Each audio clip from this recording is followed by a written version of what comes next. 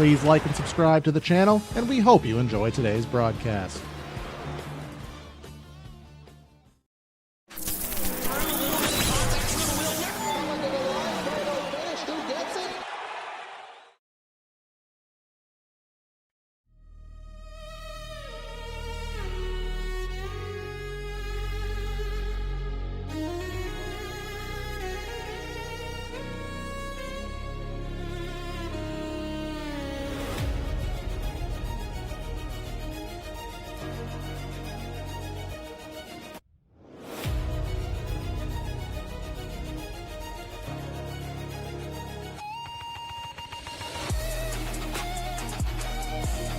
At the conclusion of the 2025 area season, drivers look for the opportunity to get revenge, make changes, and seek opportunity to better themselves in the upcoming season. Unfortunately, things went dormant, and the unknowns of area's future went louder and bleaker. But that talk is all now in the trash, and the future is now. Who will gain supremacy at the World Center of Racing and crown themselves winner of the 8th annual Area 500? Who will start their championship efforts off in the best way possible? Let's answer those questions now. Welcome everybody to PTR TV for today's coverage of the Area 500, the 8th edition. And you know what? We busted out the artillery. We got the logo shirts. We went crazy for this one. Of course, it's myself, Corey Silva. I'm in the booth and in the truck. Brad Dalton helping me out, obviously, co-owner here on the channel. We've been waiting for this, Brad. We've had all the preliminaries, and now it's game time. This is the main event to start it off. I mean, you said it. The future is now. We're here. It's Area 500 time, and I'm so excited to see where this goes through. I mean, we've got storylines on storylines, and we've only had a couple of things. We had shootout, we had duels. I mean, it's the 500 now. We're seeing where 609 can come back from last year to come in this year for the Cup. And then, of course, we got to watch Dylan Alt when it's all said and done. But, Corey, they got to get to the end of this race. We've got to see how this plays out, and I'll tell you right now, this is going to be a wild season all the way through, and it's all here on PTR TV. That's the most exciting part for me. Absolutely. We are your exclusive home for Area in 2026. We're here with Cup. We will be covering trucks. We'll be covering the Florida Estate Builders Pro Series here. So make sure you hit the like and subscribe button here. We're getting so close to that 2,000 subscriber mark, and we'd love to hit it. But as you said, Dylan Alt going for the first ever three-peat. He's going for the preseason, going for the duel. Can he take home the main prize? Well, the only thing he didn't do is get the pole, but you saw qualifying here on the channel. We got 5 minutes here left in the warm-up session. Of course, qualifying, you saw that last week here, single car qualifying at Daytona. So that's what those drivers did last week.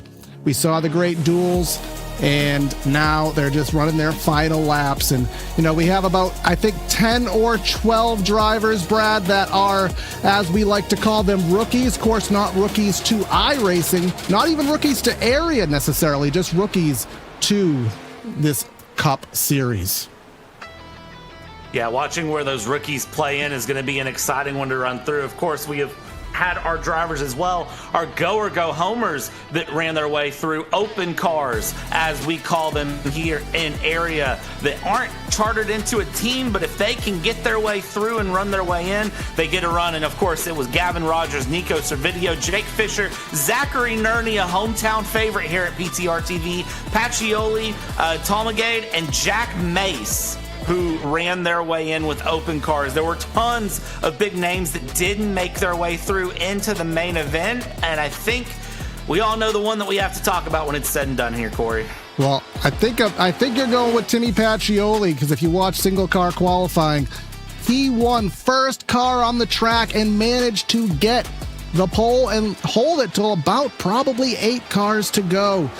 Lost the pole, fell out of the top 2, and then the final duel, the duel race he was in, went a sour. So not obviously how he wanted to start it off, but you know, he was very competitive in the truck series last season, so we'll see where he does shine here in 2025. So looks like we do have a full grid, 43 cars there, Brad. And just talking about, you know, this series, this series has been largely akin to, I've been calling it Coke Jr.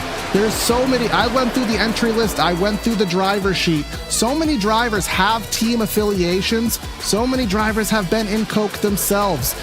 And even though this is fixed setup, these drivers, they're giving it their all. They have their spotters, and they're giving it their all here in area.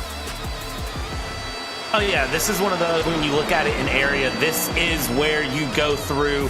If you're not running Coke itself, this is that step down from Coke. Of course, you see drivers here all the time. That's their next step. I mean, Corey, Coke Jr., I think, is an appropriate name for it. And I know behind the scenes here, that's how serious they take it. Of course, we get the privilege of getting to talk to Jacob behind the scenes and see all of the work that the admin team put in behind the scenes. We know what Jacob Bell, Carter Koop, Dawson Miller, Ryan Olson, and everyone behind the scenes, Hunter Sleppy has to be thrown in there as well. Of course, you'll hear his voice on Thursday nights, but he gives us a lot of the talking points behind the scenes during the week. And well, we know everything that went into the offseason to get back here in area, to bring everything refreshed. It's here now. It's time to just show it off. Absolutely. Time to show it off. And, a lot of these drivers are going to be running in more than one campaign here this season. So they'll be going for the prize here in the Cup Series, but also getting in the ever so competitive Florida State Builders Pro Series, and that, as we call it, O'Reilly Auto Parts car now, which many drivers say is the best car on the sim. And, I'm going to put my hat in the ring there, but some major changes just underwent into that car, so drivers will have to learn it. But we do have to do some of the channel maintenance here. So again, if you have not hit that like and subscribe button, help us out here. It helps the leagues out. It'll also help you to remind yourself to watch here these up and coming races here in area and our other series here. Help us get to 2,000. Heck, maybe we can even get it done here by the end of the show. I think we were 30 short, so that would just be a mark that we have been striving for. But because this is a very, very important race, Brad, what more should we do than to start the Area 500 off with our national anthem here to get this night underway.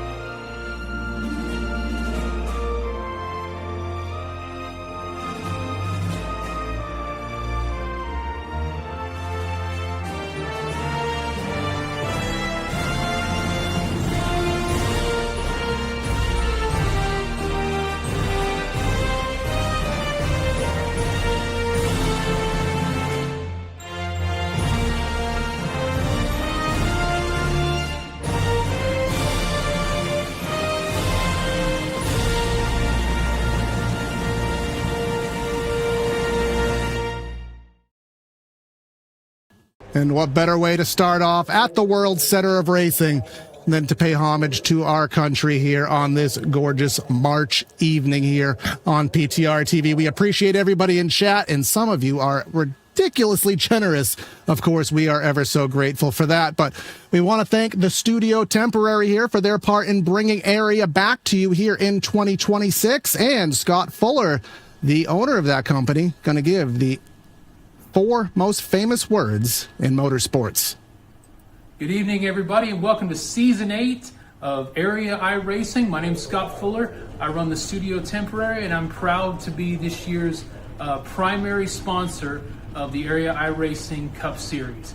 To each and everybody out there, I wish you all the best of luck this season, to the drivers, the teams, the sponsors, and especially those who are in charge of y'all's internet. I wish y'all the absolute best this season. To each and every one of y'all out there sitting on the grid, gentlemen, start your engines.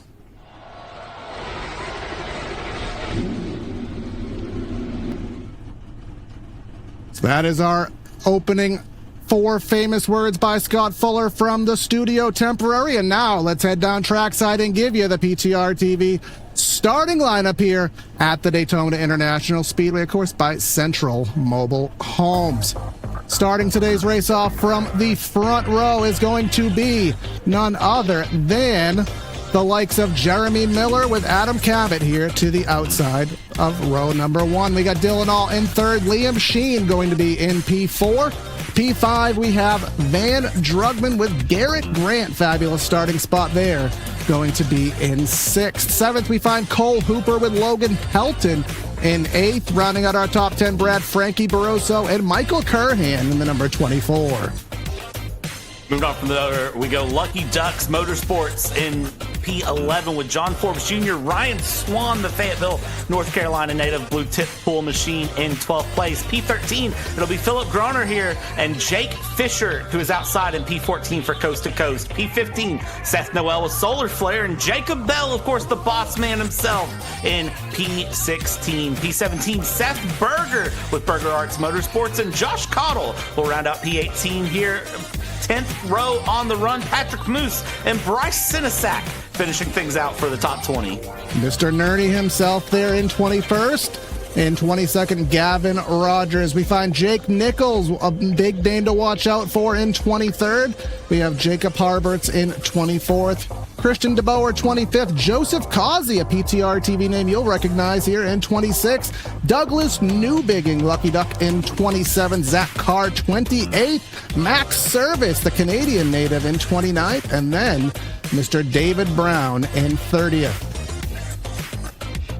31st here on the night, we'll find Travis Beckner, the Hendry County native himself, with 32nd place here on the night, going into Reese Schaefer. Brad Slaughter Jr. and Kwame Scott round out the next row here with Justin Anasogak and Connor Horn, 36th place. AJ Stravato finds 37th with Sebastian Marin from Puerto Rico in P38. Tyler Nichols will round 39th. David Weishart in 40th, and the final 3 cars on the grid, 43 cars strong. James Scioli, Rocky Boyd III, and caboose on the field will be Drew Jua from Woodstock, Georgia with LVV Racing. That will be our starting lineup here today for the 8th annual Area 500. I did point out, of course, that there are a bunch of partners here that do help out with Area, and those are going to flash by on the bottom right of your screen. Rick's Hot Sauce, ShopAreaIRacing.com, Blue Tip Pools there, amongst others. So again, always check out the partners here with this series. Our race details here on PTR TV as follows. We have 100% fuel load, fixed setup series, 4 sets of tires in the pits. That won't come into play too much here today, if at all. And if we do need overtime, Brad, we have 3 attempts of them. Did need them the other day, but whether they happen again, we'll find out. Yeah, this is going to be one of those that you look through and we kind of see how things go. It's 100 laps of action coming up here, 250 miles around Daytona. And the keys to the race, I tell you right now, I have my theory of the key to the race is survive to lap 99. That's the first thing I'm going to say here, Corey. If you make it to lap 99, roll the dice going to lap 100. Anything can happen. Yep, and of course, one of the other big factors here today is teamwork, because there are so many affiliations, not just with your direct teammates, but also your satellite teammates here in Area. So you'll have to make sure that, you know, you're playing your P's and Q's here. But at the end of the day, Brad, as we saw many a time in the shootout and in the duels, at some point you have to drop everybody for yourself. We saw a lot of teamwork, but at the end, we saw a lot of crazy moves as these drivers had to fight for what is theirs and not ours. Yeah, a couple of names that I'm looking at too when you think about fighting for theirs and not ours. Travis Beckner, Seth Noel. Watch for them because they are the only drivers who have ever won the Area 500 twice. Travis Beckner won season 3 and 5. Seth Noel won season 4 and 6. And they are drivers that would love to be the first time to go 3. And also, I want to note, 2 Area 500s have gone with no caution flags. 4 of them have gone with overtime. Only 1 of them finished in regulation with a caution. Now, for some people, I was one of them. We do have to just kind of give the mathematics here of this statement, where this is not a 500-mile race. It is a 250-mile race, but let's be real, 500 sounds cooler than 250. So we are going to be doing 100 laps here today, probably in the vein of 2 pit stops for fuel. Again, I don't expect tires to come into play here. It is Daytona. There is a slight more emphasis on handling here, but again, shouldn't be a big deal. Our Florida weather as follows: 73 in the air, 94 track temp. That's my favorite number.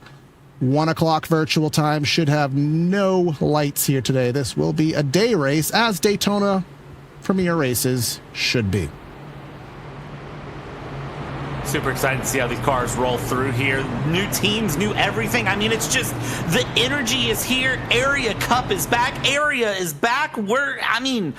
I don't know that I can say anything better than just Area is back. We all knew going out of Season 7, there was the question of when is the next season coming. The teams are here, the drivers are here, the fans are here. Corey, you and me are here. There's nothing left but to get this show on the road. Pace car will pull away, and let's send her green. 7 months ago at the Charlotte Motor Speedway, we concluded 2025, and we didn't know when this moment was going to happen, but here on March 23rd, the moment is now. Area is back. The 8th annual Area 500 is green. Let's go racing here at the World Center of Racing.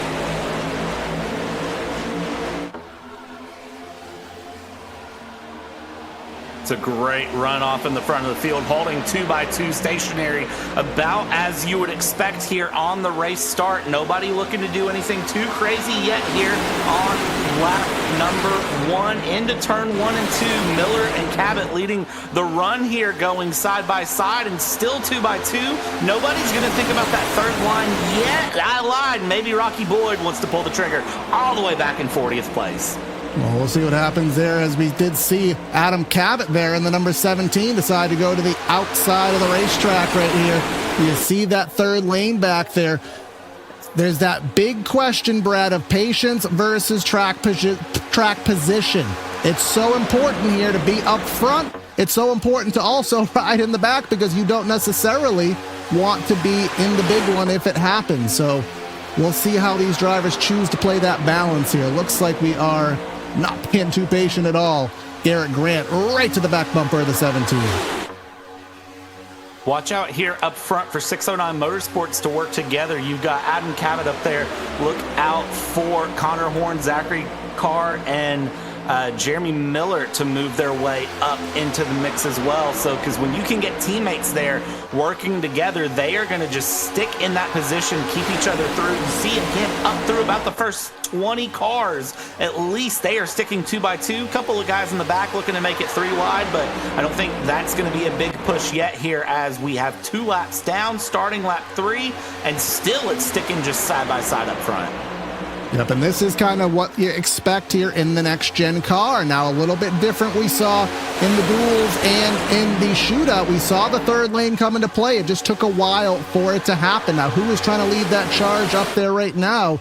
Let's go back and try to answer those questions. Looks like it is the number 75 car of Gavin Rogers leading the charge. Travis Beckner, someone that I expect to see up there on that outside lane. You can see Drew Drua.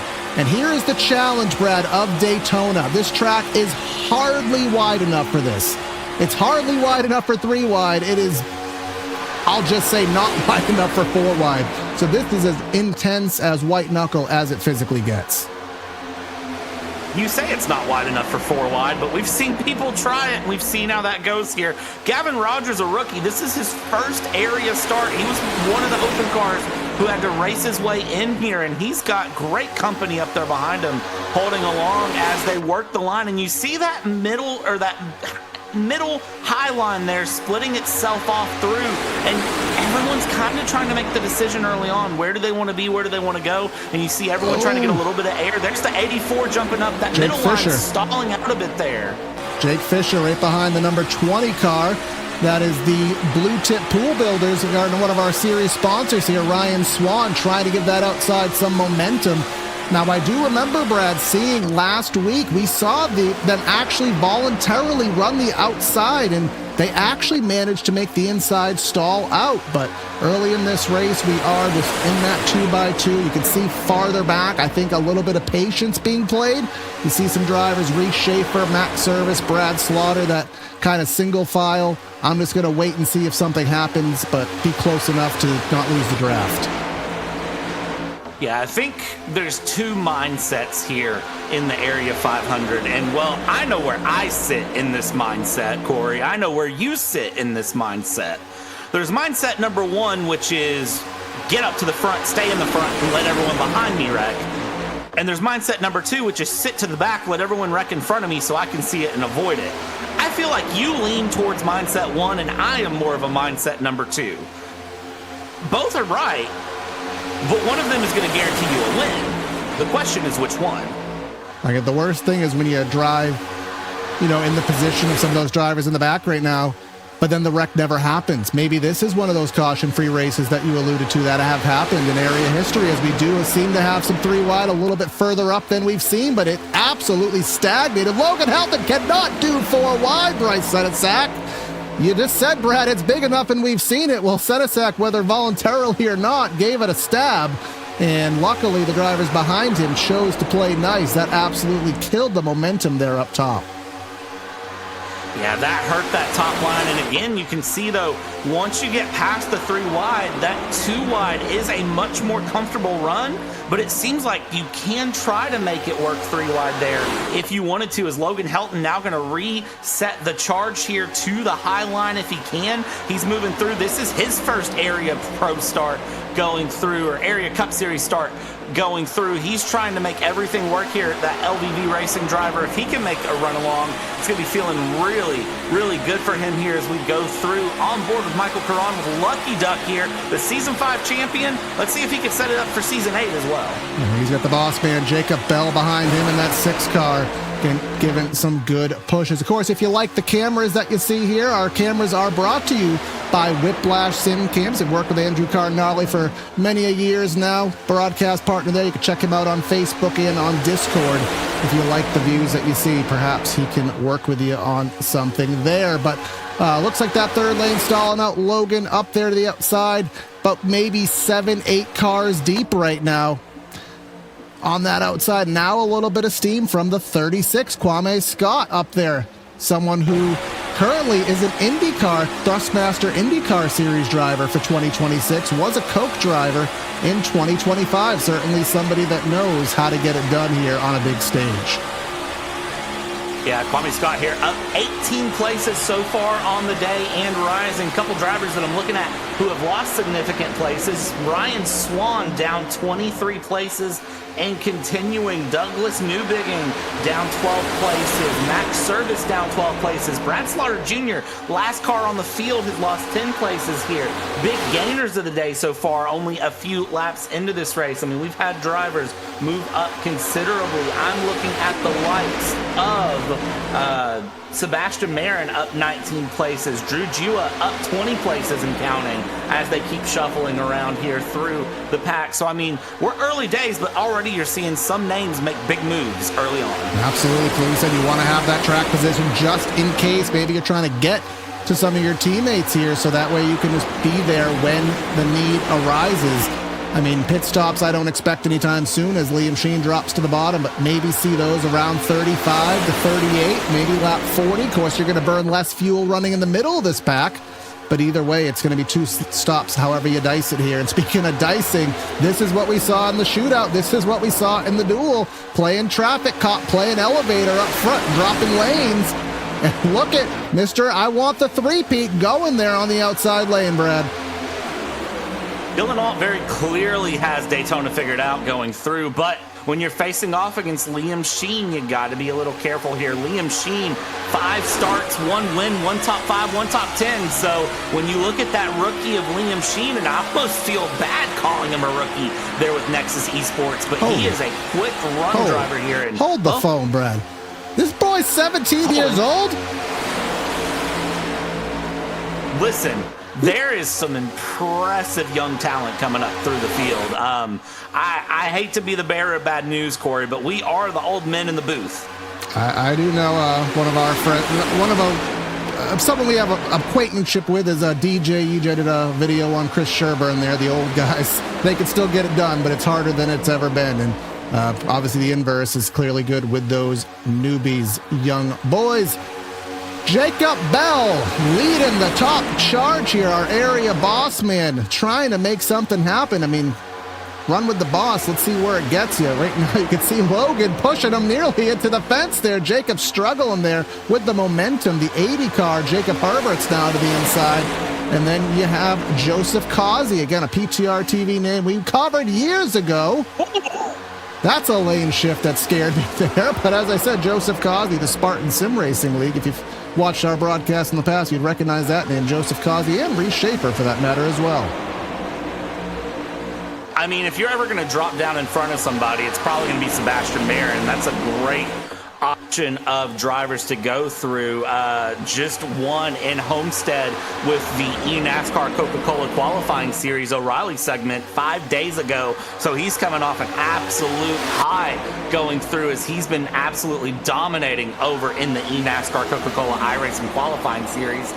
He had a great drive in Las Vegas as well. He's claimed a second win going through with the trucks in Phoenix. Again, just great runs for Sebastian Marin. And, well, now you see him here. He's worked his way up to 13th from near the back of the field. And I guess if you're the 63, that's probably who you want pushing you right now. At 66, Sebastian Marin, just someone that you expect to see up front in one of the most discernible cars here in a pack of 40-some-odd cars. That's one that will stand out here, that bright, I guess purple, magenta, teal, whatever you want to call it, but nice looking ride there. JS Studios, I think I know who painted that car, if I'm not mistaken, a good friend of mine, Johan Seminario, pardon me. And look at the damage, actually. This is the pushing. Now, I'm not sure what this will culminate to, but you can see that damage, and this surely isn't going to help it right there. That's a hard hit there coming from Sebastian Marin, but just to add to his stats here in area, he's led 848 laps in his area history with 7 wins, Season 7 Pro Champion. So, I mean, there's plenty of pace to be found in that 66, but hey, you know what's fun about NASCAR is that when you dent that front bumper, you just take a sledgehammer and beat it back in place. And, well, we don't see people in the pit lane with sledgehammers here in the virtual world, but no backup cars to be found here in area, so we go through. Adam Cabot. We said the highline wasn't working. Adam Cabot nearly washed up there and took out the high line, but he was able to recoup. But this is where we'll see if Marin has any substantial damage, because usually the draft is the Band-Aid. But once you get out front, I guess talk to Tyler Reddick. I guess you can do things with a damaged car, but this is where typically the struggle will be. He would need to be a pusher, not a push-E, but we'll see. And it does look like that struggle is real as Logan Helton got himself to the front. Of course, we want to thank everyone tuning in here on YouTube and on Twitch. And if you are watching on Twitch, consider subscribing to the Area iRacing Twitch. $5 a month, custom emotes, double points as a subscriber. And then you can redeem those in due course for some cool area merch. And I will say the area merch, I'm not just saying this, it actually is pretty nice. They did a super rebranding here, Studio Temporary. So you can check out that over the course of the Twitch platform there. But Adam Cabot has gone back to the lead. Who has gone to the back? Van Drugman, I believe, has lost a fair amount of spots there, fallen back in line. And there's Sebastian Marin just going for the lead. That damaged car in the third lane back to 15th just as quickly. Everyone moving around here, just shuffling up and down the order. And, well, we said the top line wasn't working, and it seems like Logan Helton took the best advantage of it. And now you see the parachute's been pulled as we go through lap 17 of 100. Everyone's starting to shuffle a bit more through. Little bit of wall taps there from that top line as they hold just enough room through the corner, and everyone just looking comfortable. That bottom line really trying to stretch its legs. And, well, here's what's going to get interesting. That bottom line stretches its legs. somebody in the middle of the bottom line gets antsy, they move up to the middle, that sits the parachute on the bottom line, and then we just reshuffle this field back up. But right now, here we go, not too far away from pit stops, I'd say, either, as we go along here. About halfway through here at Daytona as the camera pans through the infield here. I actually got to be in that infield for a NASCAR race. What the experience it was here at the World Center of Racing, something that all race fans should try to do at some point in your life. I know you'll back that up, Brad, from a road racing perspective, but just an amazing facility here in Daytona Beach. Liam Sheen to the outside goes and takes the push from John Forbes Jr. Haven't talked about that name. There's Liam to the outside, and you can see the push behind John. Cole Hooper. Again, this is kind of the first comers and goers sequence here. We haven't certainly talked about that 99 all day. We haven't, and that's an interesting point to bring up. We haven't talked about the 99 of Cole Hooper. We probably should talk about the 99 of Cole Hooper, because Cole Hooper is going to be a quick car to watch as well as he looks around going through. One of the drivers who didn't fill out the spreadsheet, so we're going to publicly shame him because, well, if you don't get it filled out before next week, anything I put in the spreadsheet is fair game. And I'll tell you right now, I think if you've watched anything on PTR TV long enough, especially with our Wednesday night series, when those guys let me get a hold of the spreadsheet because they don't fill it out, there's some wild things that can come out of there. Absolutely. So all in good fun we have, but we do like to have that little personalization that these drivers can offer us here. Good pushes there, 98 to 99. Cole Hooper, whoa, to the top of the track. Dylan All, I don't know why I said Van Hall. Dylan All, someone who, again, he is one of the best traffic cops in this race, and that's why he's gone 2 for 2. Goes to the top, takes the momentum from Liam Sheen. I'm wondering if later in the run, Brad, maybe there is a little bit of handling going on. That outside starting to seem a little bit more of the voluntary choice of lines. It is, and I don't think it's a bad choice of line. I don't like to be in the middle. I prefer to be on the low line personally, but the high line does seem to have some momentum building into its favor. I like to be in the low line because if something comes up, I can dive to the inside and escape it. I don't like being on the high line because the problem is, yes, you have the speed, you get the run, but if anything does happen as Adam Cabot gives a good hard shove to the 98 down the corner, that's a bump drafting mid-corner. That's a choice. That's a choice decision there to try to get some pace going, and Sheen able to really take it there and hold on. Well, that's just the thing that you cater your driving to those around you, and in a field stacked as this, you can afford to make kind of a riskier call with who you race. You know that they can handle it. The strength of field in this race, I don't have it right in front of me, Brad. I'm sure you probably do. It's just a ridiculous number with the talent we have, and certain official series or certain series, you're not going to make those bumps, but most of these drivers can handle it, and you gotta turn that notch up if you can. Strength of field for everyone is ridiculously high. I don't have the official number myself, but I'll tell you right now, it is very well up there going through. Everyone's showing their skills as they go along. Watch Sebastian Marin in the middle going through here. All right, well, there's your answer. Over 5,000. That was at least my guesstimate, and I'm glad to see that was right. Well, there you go. We'll kind of talk about that a little bit more, but we're about 1/5, and oh, my goodness. Again, that is an elevator move. That's even more so than we've seen by Dylan Alt. That's Rocky Boyd there. And now is that Marin, who, remember, he was just 15th. Now he's on the bottom. He was 15th up top. Now he's 4th, 5th in the middle. And is that Travis Beckner, our Hendry County Motorsports Park flagman? He has found himself, at least for the time being here, in the middle of this hornet's nest. And you can see in the back of the shot, we still have those 7, 8, 9 cars. You can see, who is that? Jake Fisher, Service, Reese Schaefer, Jake Nichols, James Scioli, Connor Horn. We still have that. Yeah, I'm not ready for this tribe. Just hanging in the back. Sign me up for that. I'm not ready for this tribe because that's exactly where I sit. Rocky Boyd also said earlier in the racing chat, in the driver's chat, he said, I am a rock, so sorry in advance. I don't know exactly what he meant by I am a rock, but very clearly he has found his way up to 4th place. Again, as a reminder, Rocky Boyd started near the back of the pack, and he has absolutely gained his way up 38 places on the day and counting. Well, I take a rock to be I'm going to fall through the field as quickly as possible, but apparently it has a positive connotation there. Jeremy Miller, he took the lead, and he got a huge bit of real estate between him and the next car, Liam Sheen, to the inside, and that worked to his detriment here. Of course, if you like what you see, next week we will continue our area series in the state of Florida down at that Homestead Miami Speedway. I thought you said Sebastian Marin just won there, so he'll be comfortable as he changes lanes to the middle. All 3 series will be at Homestead Miami, a very fun multi-groove track, so keeping that Florida tour alive. If you like what you see, stay tuned for us next week as well, all here on PTR TV. But we're about to hit 25% distance here, coming through lap 25. We have been clean, we have been green. Let's see if it continues.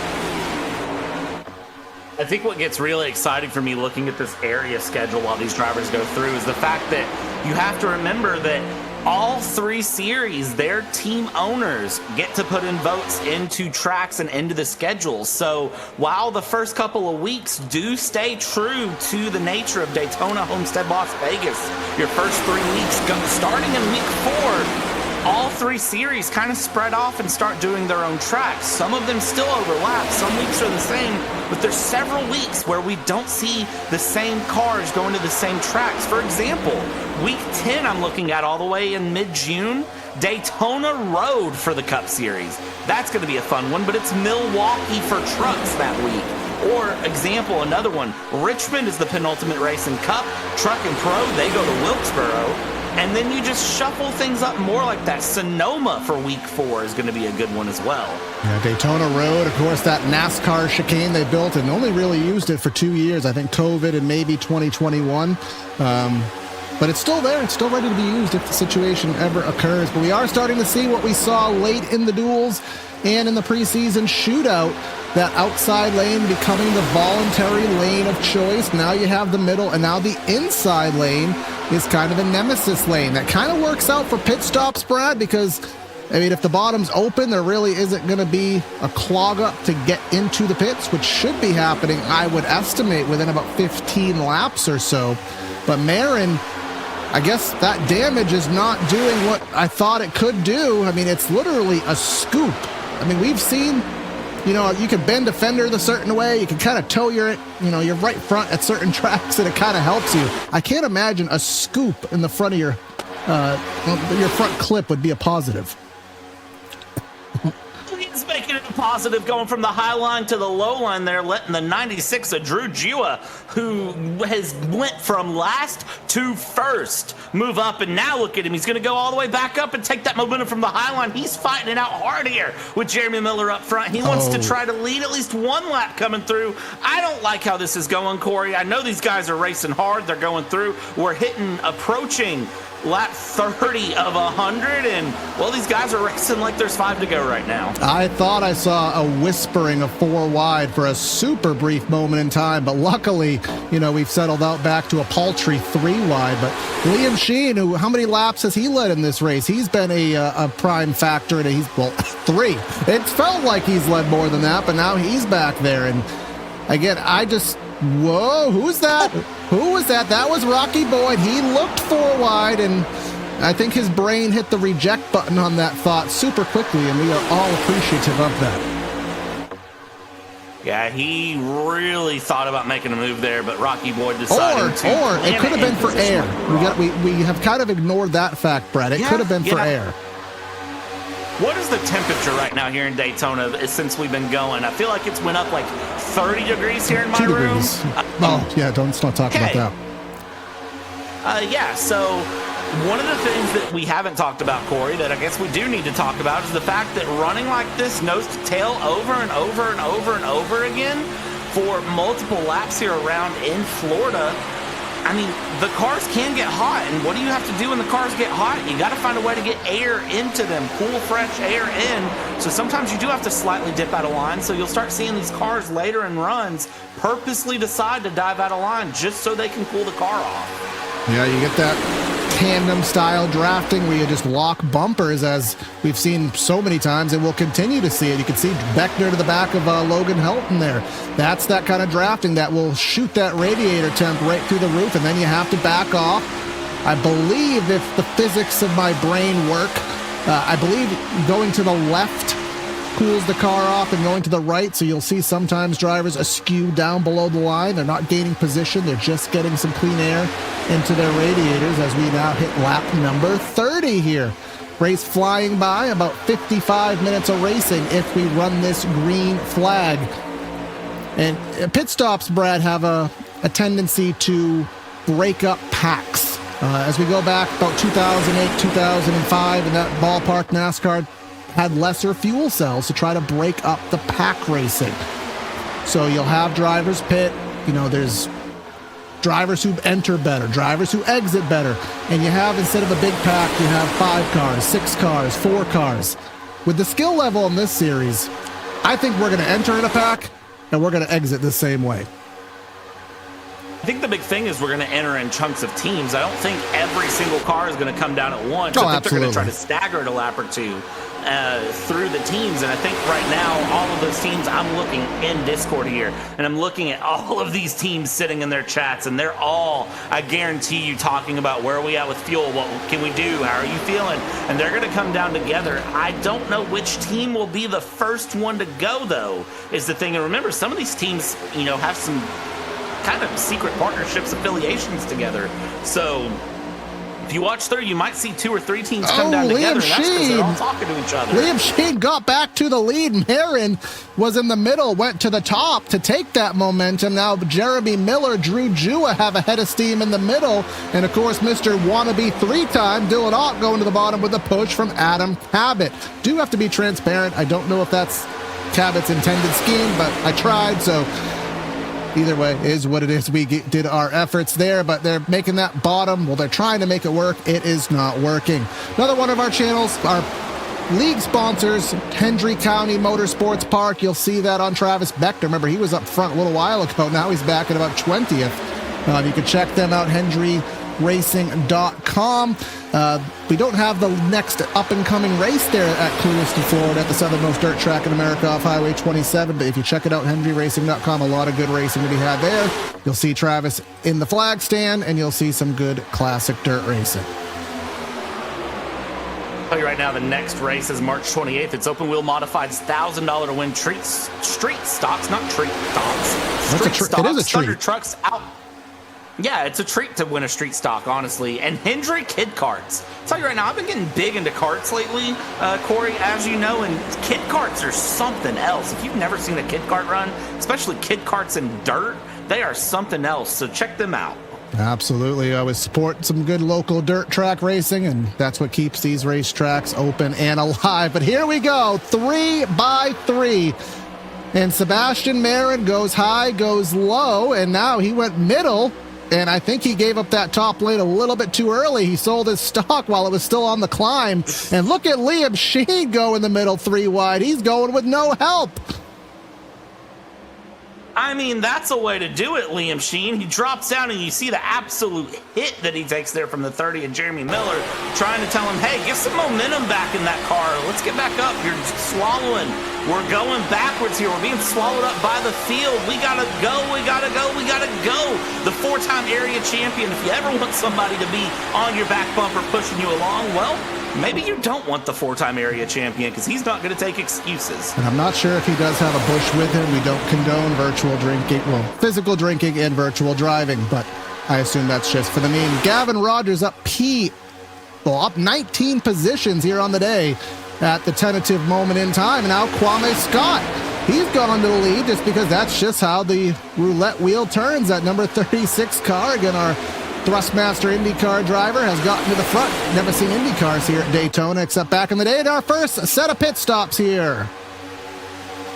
There it goes. First team to pull the trigger here and bring their cars in is going to be Swan Motorsports. Travis Beckner. And that's a big error from Beckner. Absolutely. That is going to hurt his case here. And here's Garrett Grant. We haven't talked about him. 65, I think it's 55 or 60 miles an hour. Tires going up, so that's interesting. Usually we don't see tires go on very often here at Daytona. But I guess you're probably going to see them do it, but we'll see how it all shakes out, because the fear, Brad, is that the fuel-only guys will get themselves into a pack further ahead, and then you're going to be behind, and if we don't get a caution, you'll never catch up. That is the fear.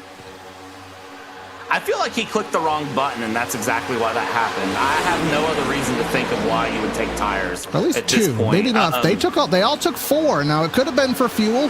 The amount of fuel here to fill that up, I think, is about 12 seconds. So at that point, you may as well, I guess, just take the other 2. So I guess that probably is the logic.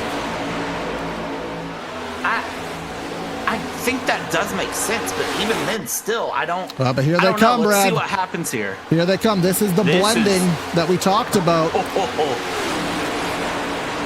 And they pit a few laps early, too. I think that is one important thing to note. They pit a few laps earlier than Brad they really Slaughter need just to. choked up the inside lane here because they're fighting to stay on the lead lap.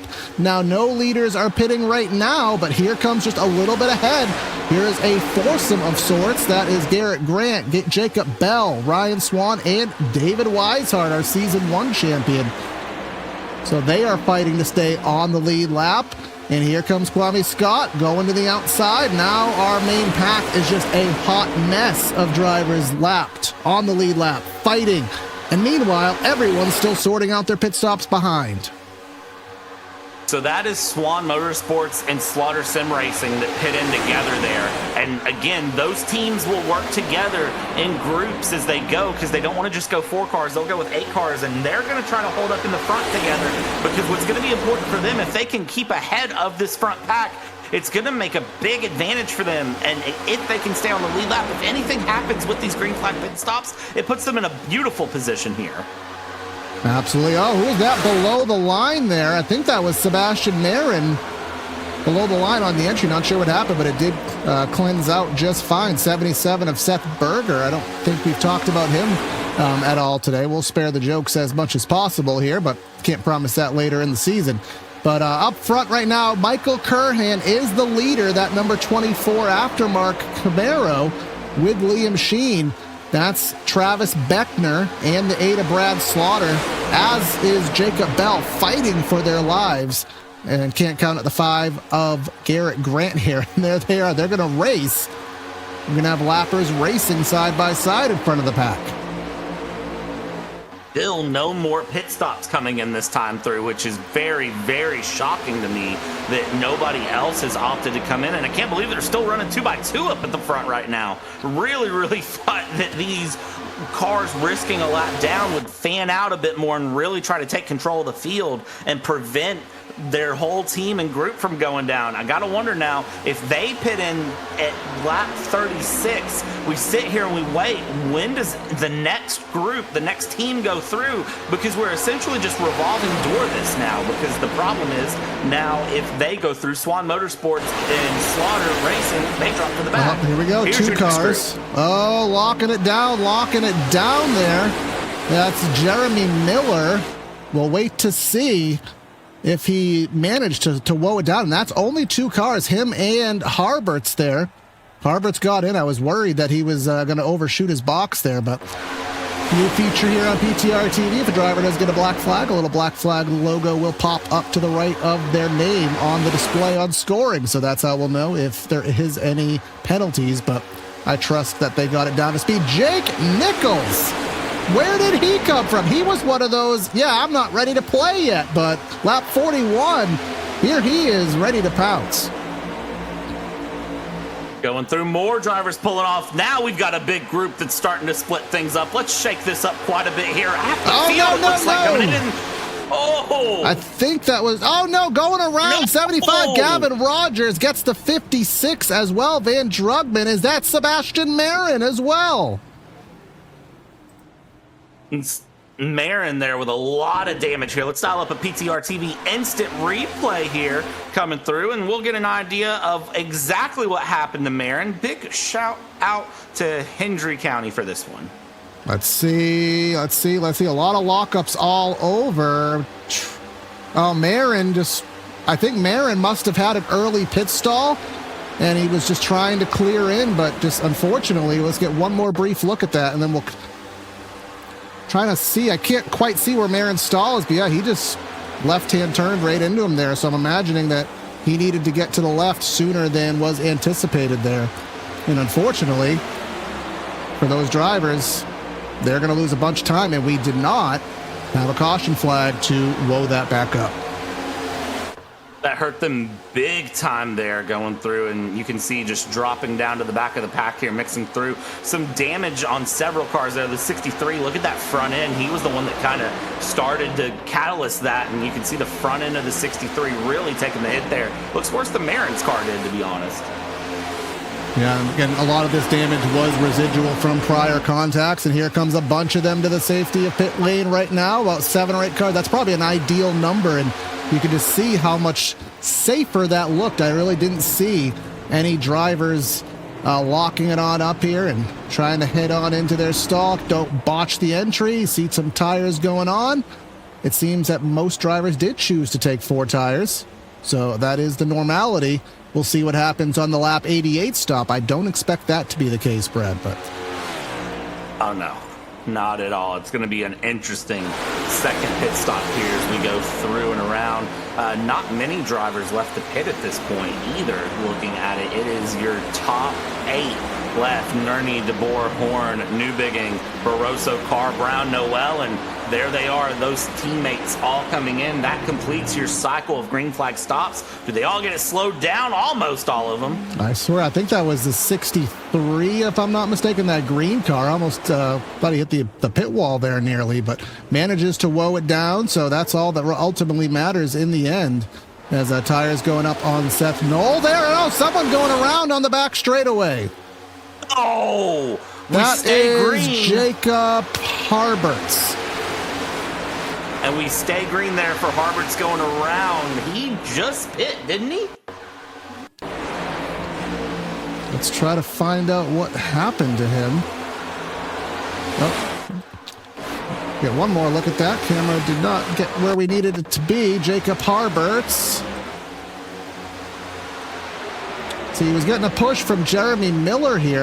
Was this just a push gone bad? I believe it must have been. LBV Racing running through here. Harbert's on Boyd Motorsports, and yeah, that's a push gone very bad there, and you see those arrow flaps pop up on the top of the car and keep him from going around and flipping there. Of course, no more grass on the backstretch as well. Really helps that. Absolutely, and now we blend back together, and this is what I talked about with what I expected from this echelon of drivers. Even though we had about 5 or 6 different series of pit stops, they're all going to blend back together into that big pack that we expect. And thus far, it looks as though we have 22, and that's going to be the first wreck of the day. Fans out, blending in. What a time for this caution to come out here. Everyone fans out, and I think we got away with it. But caution number 1 for cause of the day. Yeah, we'll try to find what happened here, but yeah, first caution here about halfway.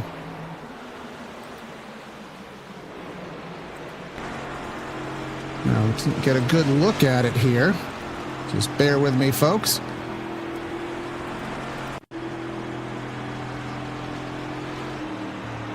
What a time for that to come out too, as cars were coming out of the pits. I mean, that makes it much more difficult. That happened up at the front of the field around the 47. The Boyd's Automotive number 47, I think, is where that one kicked off. So we're gonna wait for a push our gone wrong from Rocky Boyd.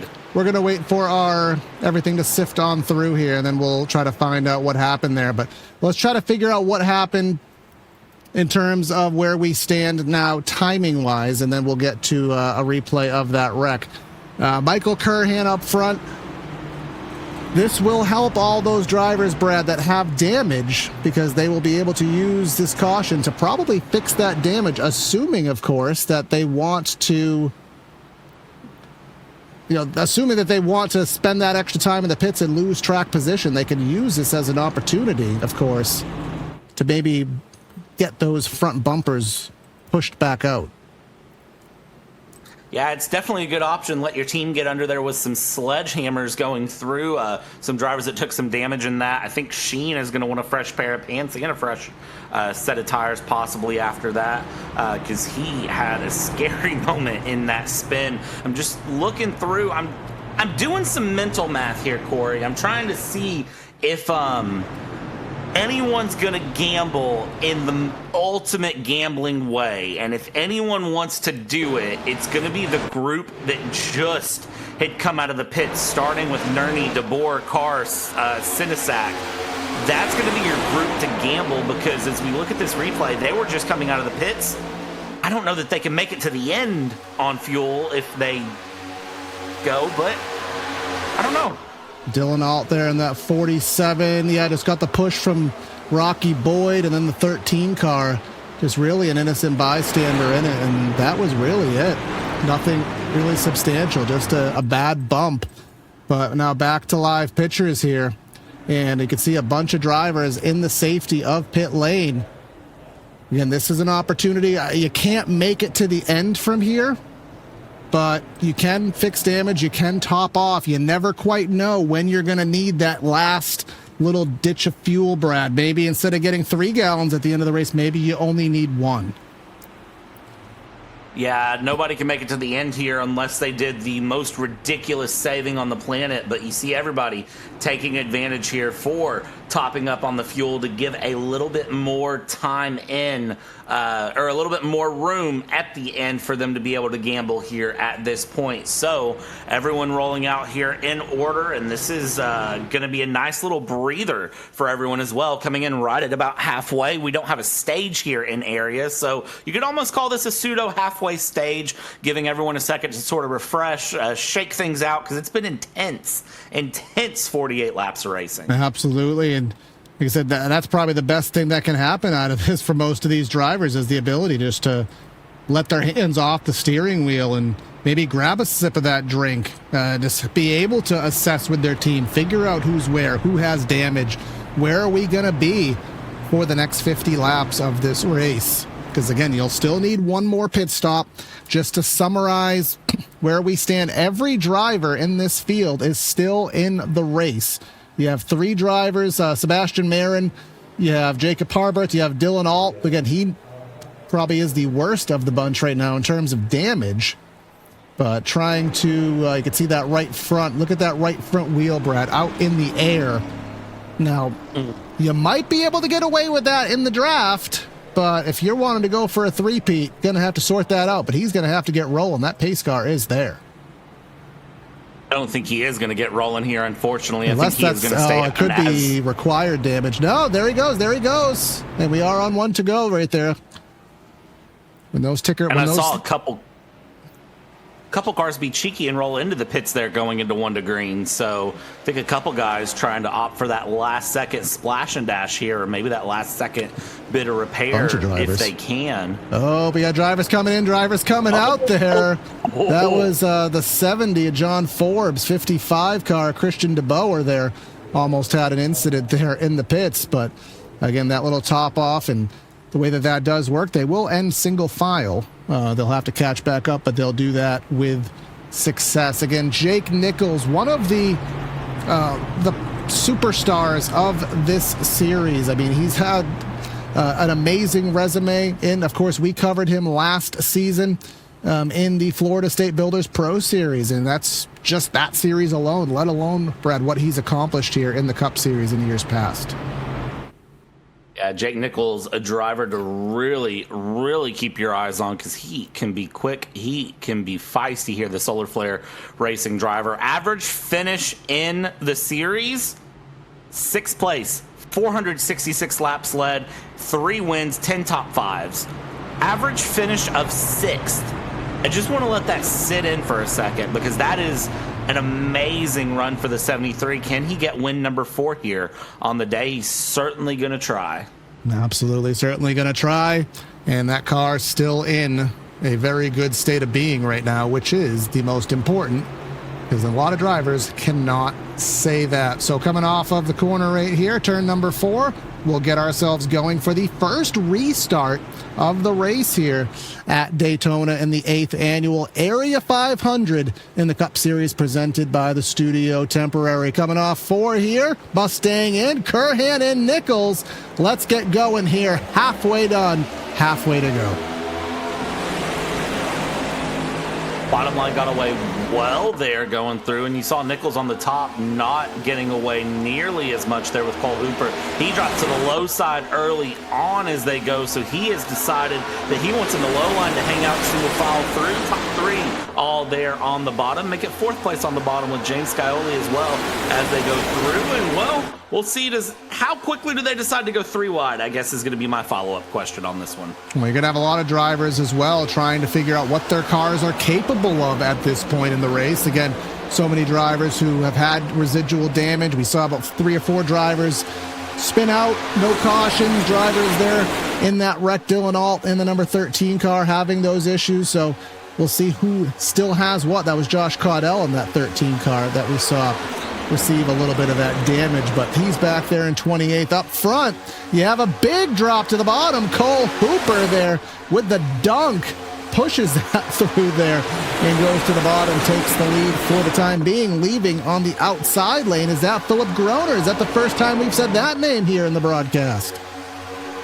It is the first time we've said Philip's name other than the starting grid here. So for Groner, he's going to be running his way through, seeing where he can move forward as he holds on. And look at the shuffle on the field. It's been a big shuffle up and down for everyone as they've gone through. But again, we're only on lap 51. We're halfway home, but that's a long halfway to go here. 125 more miles of racing, minus 5 miles, so 120 miles of racing left to go here at this point.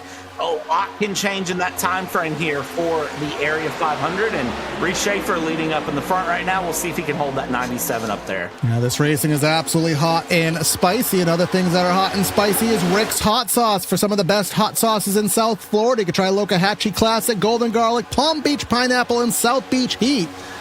I don't know. I'm assuming this is still accurate for 2026, but Rick's Hot Sauce Rookie of the Year Award in Area Cup. $100 prize they're sponsored for the best rookie here in 2026, and we have, I think, 9 or 10 of them, Brad, going for that Rick's Hot Sauce prize. And I mean, Rick's Hot Sauce as well. It's on my bucket list to get some of them. I do like some spicy eggs in the morning, some spicy chicken wings. So again, check out some of the partners here with the league. Some other spicy racing up front. Who is that? 69 car, Justin Anasogak, the Alaskan Assassin, going for the lead with the push from Frankie Barroso. Sogak there, the Swan Motorsports driver, having a great time being up in the front, because why wouldn't you be up in the front if you could here at Daytona? To say you led some time in Daytona is great. Holding 2 wide here, but you can see behind him out of the top 10, it's gotten back to that 3rd line run that we know, we love, and we see the hell yeah man himself, the Alaskan Assassin. I think he's going to get himself a lap lead here in the Area 500. Absolutely. The hell yeah. Of course, the new moniker of NASCAR here for 2026 is NASCAR going back to its roots with, Bowman Gray, North Wilkesboro in the points race, and more country music and all that stuff as we go back to our racing roots here, trying to get motorsports back to where it should be in nationwide popularity there. And it's having a good hell yeah. I think there was a RCR did the billboard somewhere in New York, the loudest billboard in the world. Never knew billboards made sound, but put a 750 horsepower engine on one, it'll certainly do you some decibels there. But here comes the 11, Philip Groner, another name here we recognize on the channel, with Chad Little himself in the form of Reese Schaefer giving a push. Great push and run there going through as they are going to shuffle up positions up front again. That'll put the 11 and the 97 first and second, respectively. Joseph Causey and AJ Stravato in fourth place there up in the front. Down to the low side here goes Philip Groner as he goes along and goes through. And again, watch outside of the top 10 there. You see the bright colored LVV car going through, and watch around James Scioli there in the back 15, out of P15 or so, as we're going to go back 3 wide here towards the front and start shuffling this thing up. Let's get back to that intense racing we were at. Well, starting at about lap 3 all the way until that caution, and well, they've decided 3 wide is the way to go yet again. We have a game here that we frequent here on PTR TV. How many cautions do we play? We don't show the number on the screen. We have a guessing game. I think here we're going to change it up, Brad. I think maybe around lap 80, 85. How many lead changes do you think we've had here in the 8th annual Area 500? Don't do that to me. Don't do that to me, Corey, because one, I'm never good at those games. 2, I don't want to guess the number at this point because I almost feel like every car has been in the lead for at least some point. Well, that'll be fun here with our large audience. We'll have some fun here later in the show. Kwame Scott, he's having fun. He's leading this thing through with Brad Slaughter giving the push to the inside. Drew Jua looking to the inside, that 96 car with the push there from, who is that behind him? That's going to be Philip Groner. He was just on the top of the track. Now, who's that number 27 in the middle? I think that's actually our Aussie native, if I am not mistaken here. Mr. Zach Carr, I believe, if I'm not mistaken, is our Aussie here. So, what time is it for him? Of course, it's about 10 o'clock Eastern time for most of us right now. It's probably about 8 o'clock in the morning for him, if I'm not mistaken. Of course, maybe it's not, but I'm almost positive he is our Aussie here in the race. So what part of Australia he's from? It's somewhere between like 6 and 9 a.m. for him. So maybe 6, 7 a.m. I'm not sure, but good morning to him. Thought we'd go a whole stream without that, Brad. Thought we'd go a whole stream without that. We don't even have a 67 car in this race. Without what? Without what? What'd I say? 6, 7. Ha! I got you to say it. I win. I feel good. All of our super chats are going to get redacted because we just said 6, 7 here. So on 6, maybe we'll do a silent lap 67 here on every area broadcast here. We'll see how that one flies to try to kill the meme here. But who is that rocking the third lane here? That is Mr. Zachary Nerney, area rookie here, trying to get himself in the best spot possible. That's Jake Fisher, and I'll tell you, that outside lane, he said Rocky is rock. Well, I think Zach Nerney has that outside lane going like a rock. They don't have enough drivers. You can see the disadvantage. Yeah, the more cars they can get to work with them in the high line, the more I think they can make a run. But as of right now, that high line really just sort of settling along through, being led by rookie Zach Nerney and getting his time here in the Cup seat. Of course, Zach, a very, very close friend of mine. A little bit of minor bias here in the booth, I won't lie, going through. And I was talking to Zach before the race and saying, hey, man, how are you feeling? What are you expecting? And he said, you know what?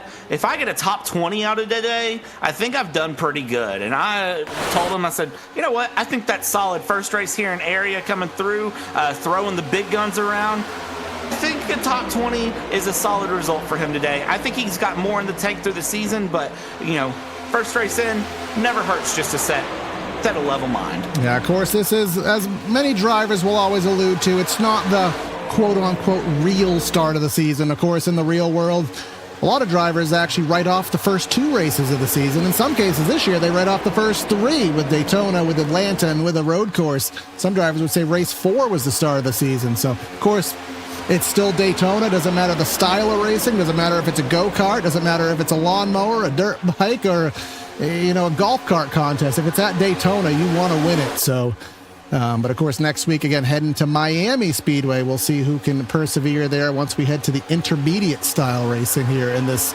next-gen car, some of the best racing it provides. But look at David Weishart. He was in that, I'm just chilling pack earlier in the race, Brad, but 2/3 distance, all number season 1 champion. He decided time is now.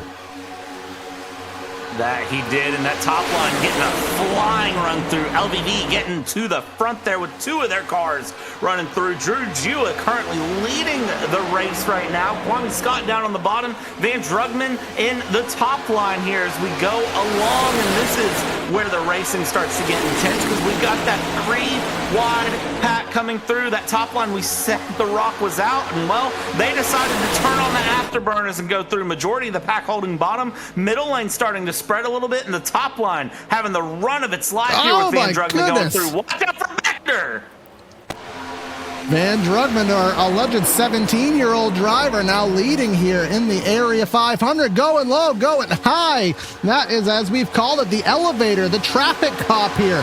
And, I mean, we haven't seen his level of skill in that. Dylan All and Sebastian Barron have been the best of it, but both of them are kind of in precarious spots right now. Travis Beckner, here he comes, and Kwame Scott, he's been up front quite a bit today. In fact, let's get the numeric on it. Kwame Scott in that number 36 car, he has led a number of 3 laps this race, and he won't lead more because that inside has died. Inside has stalled, middle line has hit the brakes, top line has flown through, and look at this! Where has Garrett Grant come from? Again, all those drivers in that backpack, they waited. Now the time is here for Team Swan. He has gotten himself up front now. He filled out part of the spreadsheet, but he didn't want to give us a fact about himself. So, Brad, you might be on that one for next week. But here, that lead going to be short-lived. See the push from Liam Sheen. Rocky Boyd to the outside here. You can see the sparks. You can see the rubber all over these cars, the scuffs. These cars look like they left Bristol with the amount of pushing they've been doing. Yeah, they are not being nice to each other at all here. For a moment, LVV was up in the front. Now Swan Motorsports has come back through along here. But watch out for Rocky Boyd and Boyd Motorsport going through. We'll see how they play along. These guys are not playing nice. They're shuffling, they're pushing, they're shoving. It's all over the place. And I tell you what, this is a pressure cooker building, and I don't know if we're going to get a nice pressure roasted pot roast out of this one. We're going to get some good ribs, or if we're about to drop it on the floor and let the dog eat it. Well, yeah, Instapot meal, something that everyone should know how to use there. But remember someone who I think was leading the restart, Brad, which was what, maybe 15 laps ago, right around lap 50? Jake Nichols, look where he's put himself now. Is this, being one of the smartest people, one of the most successful in the area? Yeah, even though it's 40 to go, 35 to go, not time yet, he finds himself in 31st after leading about 15 laps ago. Is this part of that decision? Part of that, I don't trust what's in front of me? I think it's more than likely I don't like what I'm seeing, and I'm just going to let this go, because look at this. You've got the 98 of Liam Sheen going low to high. You've got Travis Beckner trying to block all 3 lanes in one go. You've got Brad Slaughter on the high line here, just absolutely giving her the old college try around to see what he can do. If he could get some friends through, you've got everyone struggling to hold a straight line here and looking for any bit of clean air they can get to cool the cars down. This is one of those moments where I don't know if I want to be anywhere near about the top 25. And let's look at no help to that number 36 car, 5 to 28, having a good tandem. Now here comes Rocky Boyd. We still need to figure out, he is like a rock. You said that in a way that he thinks it's a positive. I'm very curious as to how that spin is. If anybody knows in chat, please do advise us here. But now Travis Beckner. He's like Akon. He is so lonely. He has no one to call his own. Now Kwame Scott to the back bumper gives him a push, and maybe just in the nick of time to save a shot at the lead. That was a big old push that he got, too. I was worried that push was going to be a bit more of a bump and run coming along here, but they're able to hold through. And again, this shows the skill of these drivers to be able to take these bumps and give these pushes and be able to hold these cars in a line, make these split millisecond decisions in the pack and run through, because it is one thing to really be here in Daytona. It's another thing to really race Daytona. And if you know is the answer I'm going to say to that one. If you say, well, what's the difference? If you know, because this is a whole nother run. And there we go. We talk about it. And the famous word of a rapper, if you don't know, now you know. And I will not say the last word of that line there. But I'm not going to say the lap, but you can infer what it is. Rocky Boyd leading this thing. And now we're at that point, Brad, that kind of pivotal point where the inside kind of becomes, dare I say, the rock. And just as I say that, now they come in. Oh my goodness, that is just straight bumper cars there, 5 to the 16.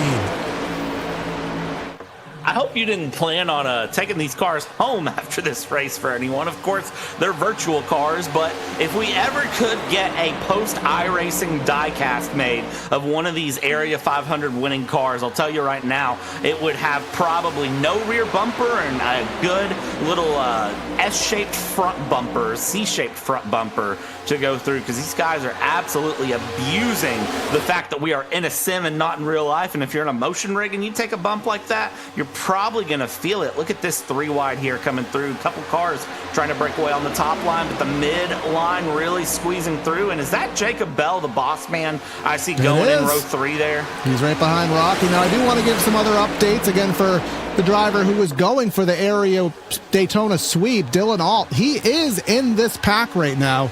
Has gotten the majority of the damage fixed, however, is 1 lap down. So he is hoping for the caution and hoping to not be a part of the caution so he can get the free pass and have a shot at it. So he is registered as 43rd against Sebastian Marin. He is somewhere in this mess. He's in 17th. He was another one of those drivers who had issues and had some damage to be repaired. He is that purple car to the outside pushing Liam Sheen now, and it looks like he actually got a fair amount of that damage fixed, so only a matter of time before that 66 makes his presence known again. But pit stops, the window's open, Brad. It's just a matter of what team is going to decide to peel on in early, because remember, you have to have a good amount of cars to pit or you're going to lose time in the draft, which will culminate to lost track position in the end. So the window is open, but these cars only pit 21 laps ago. So, I mean, the window's open, but as of right now, nobody needs to take it. And I think it becomes a situation of what do we want to gamble with? Well, I don't know what just happened, but I think there was just about nearly 4 wide. The inside lane has completely stopped Jacob Bell down here, the inside. With the push from Rocky, something scattered them off of turn number 4 there.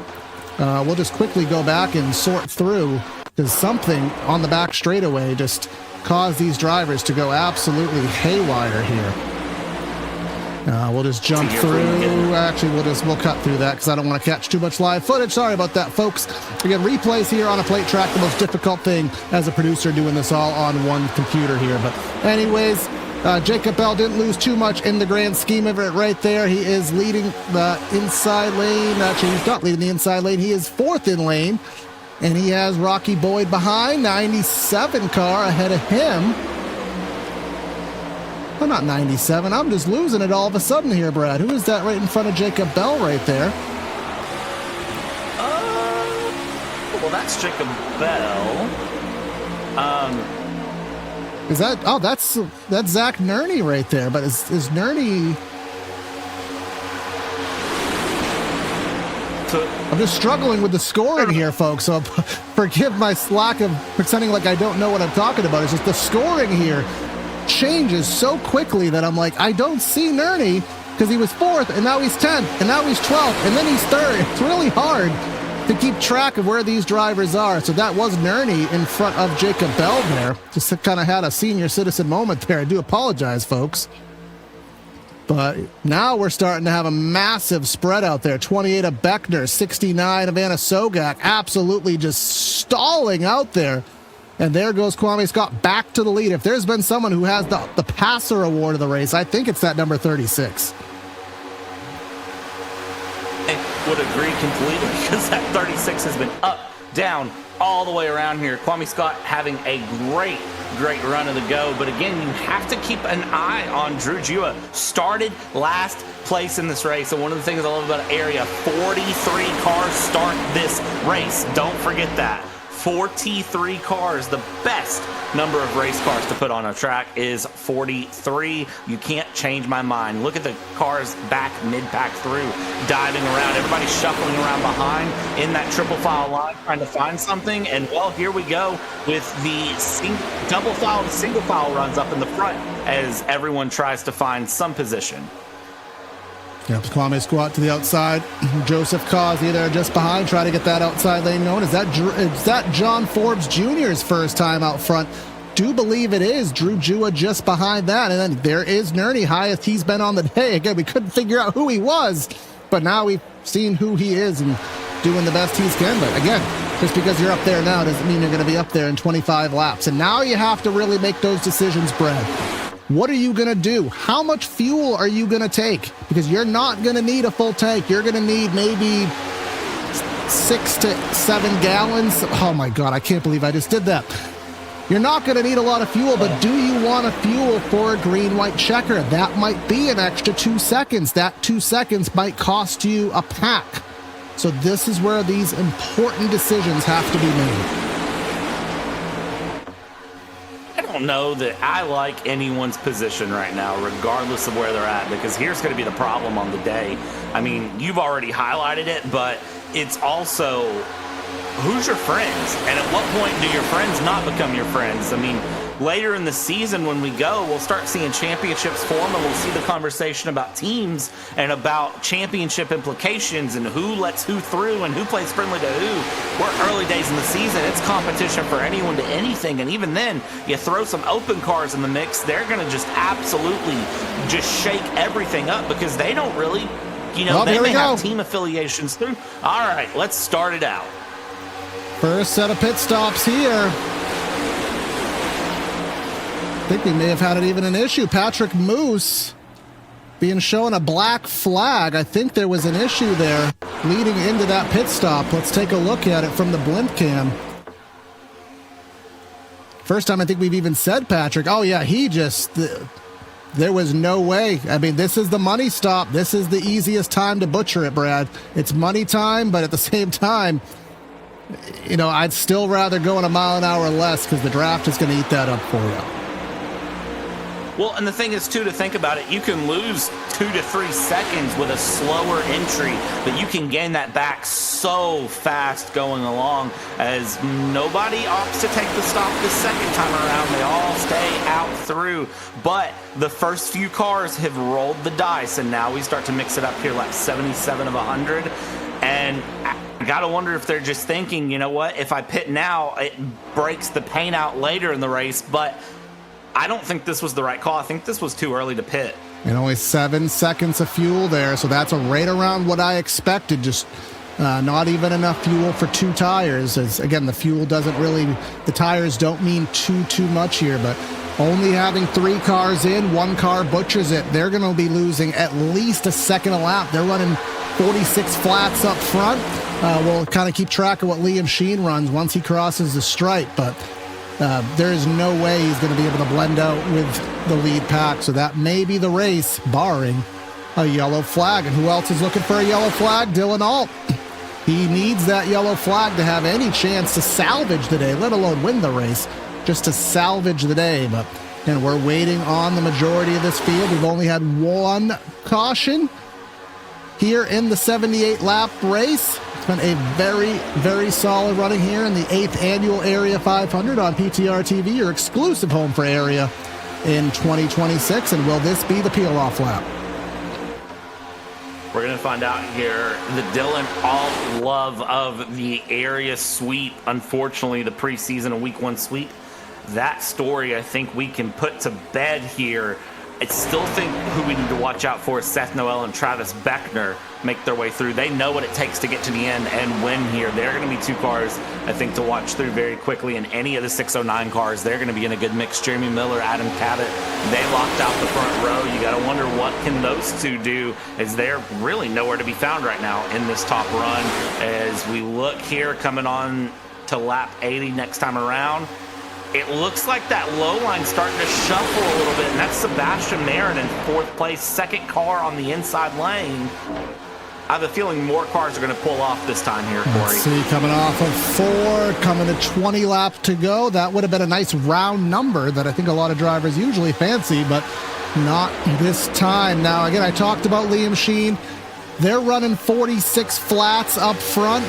Last time round, a 48.47, 2.5 seconds off. He has found a little bit of help here in the form of Moose and David Brown, but 2.5 seconds off the pace now. That is just absolutely a cataclysmic failure there. And you can even see here are the leaders right there in the shot. They're going to have them eaten up in a lap or two, assuming they don't pit this time by. I feel like the Jaws theme is just going to be playing in the back of their head. Just a nice, light, subtle. Da-na.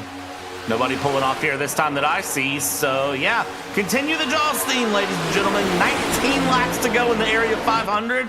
And, well, this is about to get really interesting. I don't think anyone can make it here. 32 plus 19. That gets us well beyond our fuel window, I would think. Yeah, typically 40-ish laps is going to be the most. And who is that pushing the third lane out back? That's Jake Nichols. Remember, he was the leader on the restart, dropped to the back, and now is only up there with one other driver, being in the form of the number 16 of Rocky Boyd, another person who has been up and down through the grid many a time here on the day, but that's just been kind of the normality. You have been up and through the field, and I guess that is also a good thing to learn, Brad. How long does it take you to go from maybe 15th to the lead?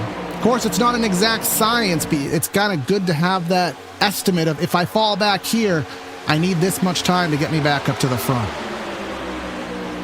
I feel like there's a little bit, yeah, you said it, there's a little bit of science, a little bit of art form. I think really depends on where you're at in the field. If you are further back in the field right now, if you're in Rocky Boyd's position, the back of a lane, and you want to start working your way forward, I think 15 to go to 12 to go is really the time where if you can get some friends and make a charge on the high line, as we've seen Rocky Boyd love to do, as he's doing yet again back there in the back of your camera shot, it's probably the time to start doing it. Might be a little bit too early to get the team together and run their way up, but if he can get all of his cars to work together and go up and get Boyd Motorsports all the way up there, I mean, if your entire team is running the front and when the white flag hits, you just say, all right, guys, don't wreck each other, but somebody win it.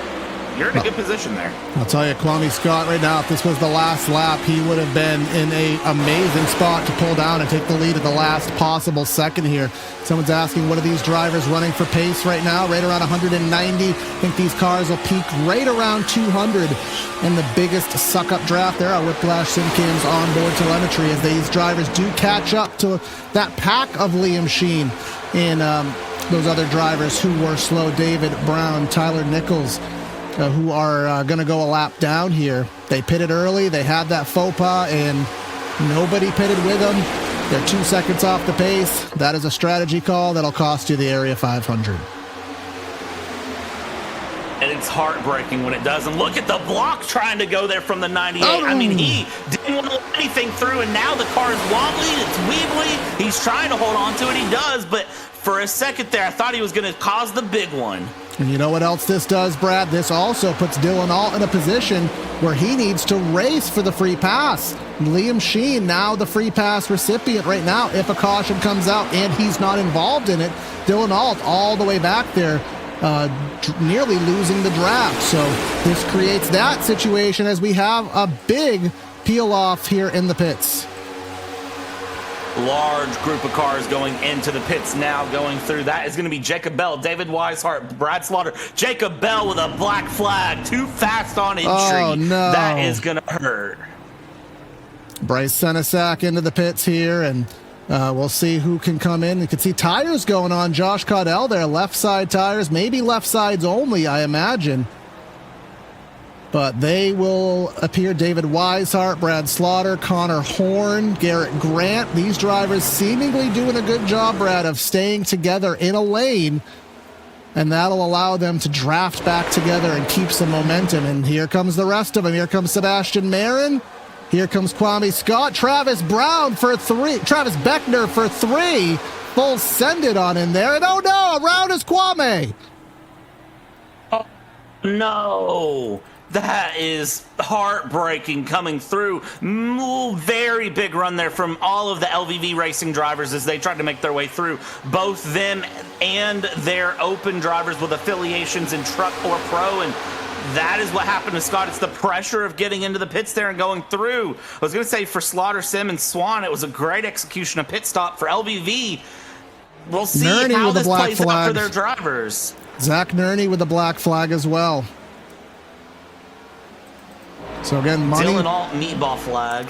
Money pit stop has proven to be too much. A couple drivers now collapsed under the pressure. Might be at least 3 of them that have now, and that'll take their shot of the Area 500 and put it down there in the flusher there. But Cole Hooper up front, again with 10 laps to go. Put your numbers in chat. What do you think our lead change total is right now? I don't really have a prize, but you know, we just like to win useless trophies here on PTR TV, have the pride of winning. How many lead changes do you think we've had? We'll put it at lap number 10, and we'll get the final tally at the end of the race. We'll see how that shuffles up. I'm keeping my eye on Jake Nichols. I think he is one of the most experienced, and I think he is going to be one to make a charge. And is that Logan Helton coming in by his lonesome there? And that is a decision. I have a feeling that is I had to come in regardless of what happens, or a miscommunication with the team of come in this lap, come in next lap for Logan Helton. That hurts big time. He's in, through, and around, and well, we'll see for him where he comes through. He is the rookie in LVV, so I have to imagine that for him, that might have been a decision to dive through for some of the drivers that took black flags there with LVV to help them try to get some sort of a pack started. We got some guesses coming in here in chat. Stephen Oberstadt, I don't think you're right, but I appreciate the guess anyways. Looking to the inside, we have about 7-8 drivers coming in. I caught myself there. Whoa, a little bit of a wiggle there from the 70 of John Forbes, but gets it woed down appropriately there, entering the pits.